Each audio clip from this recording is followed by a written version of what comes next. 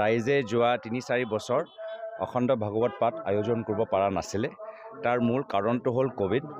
আৰু মই ভাল পাইছোঁ যে বিভিন্ন অঞ্চলত মই গৈছোঁ, ৰাইজে 4 বছৰ পিছত, 3 বছৰ পিছত বা 5 বছৰ পিছত তেওঁলোকে ভাগৱত পাঠ আয়োজন কৰিব পাৰিছে।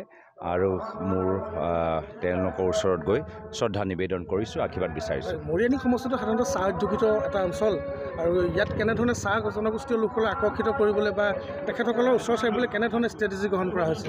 চাওক, আজি আমি দিনৰ আৰম্ভণিত যদিও মোৰ নিজৰ কিবা ব্যক্তিগত নহয়, তেওঁলোকৰ কথাৰ পৰা মই তেওঁলোকৰ মনৰ পৰা ওলাবলৈ চেষ্টা কৰিম। তিতাবৰ সমষ্টিত কালি এখন বিশাল তেওঁলোকে যুৱ বিজেপিয়ে এখন সভা পাতিলে।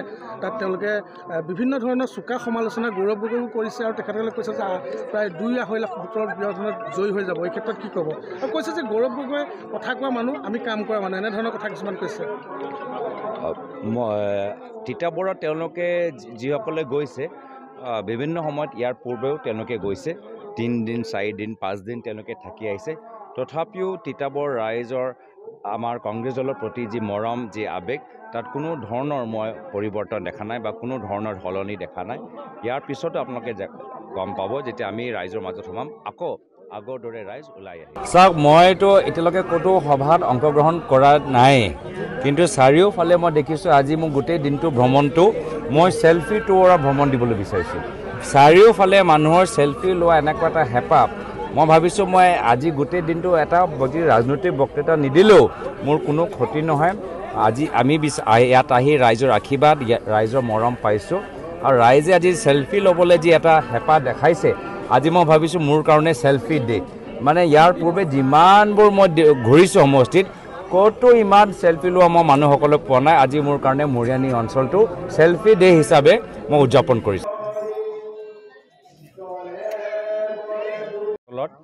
ৰাইজে যোৱা 3-4 বছৰ অখণ্ড ভাগৱত পাঠ আয়োজন কৰিব পৰা নাছিলে।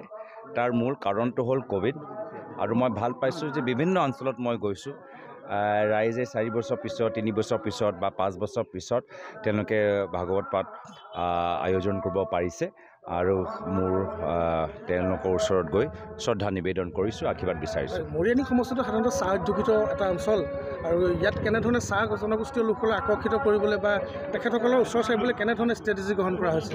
চাওক, আজি আমি দিনৰ আৰম্ভণিত যদিও মোৰ নিজৰ কিবা ব্যক্তিগত নহয়, তেওঁলোকৰ কথাৰ পৰা মই তেওঁলোকৰ মনৰ পৰা ওলাবলৈ চেষ্টা কৰিম। তিতাবৰ সমষ্টিত কালি এখন বিশাল তেওঁলোকে যুৱ বিজেপিয়ে এখন সভা পাতিলে।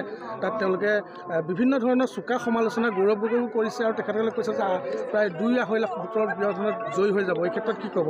আৰু কৈছে যে গৌৰৱ গগৈ কথা কোৱা মানুহ, আমি কাম কৰা মানুহ, এনেধৰণৰ কথা কিছুমান কৈছে। তিতাবৰত তেওঁলোকে যিসকলে গৈছে, বিভিন্ন সময়ত ইয়াৰ পূৰ্বেও তেওঁলোকে গৈছে, 3 দিন, 4 দিন, 5 দিন তেওঁলোকে থাকি আহিছে।